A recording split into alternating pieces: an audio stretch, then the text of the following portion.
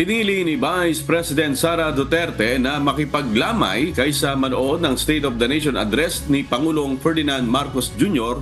nitong Lunes, July 22.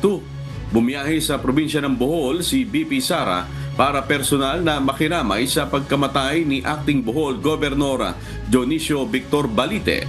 Nataon naman na halos kasabay ng pagtatapos ng talumpati ni Pangulong Marcos kahapon ay nag-post naman si VP Sara ng update sa kanyang Facebook page.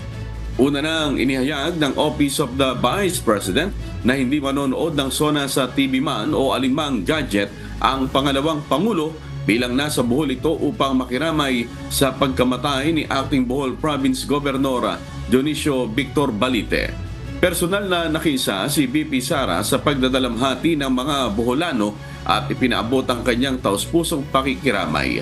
Sinamantala rin nito ang pagkakataon na makamusta at makausap ang ilang mga opisyales sa probinsya kasabay ng paggunita ng Bohol Day kung saan mabuting pagkakataon umano iyon para bigyan ng message of hope ang mga taga-Bohol.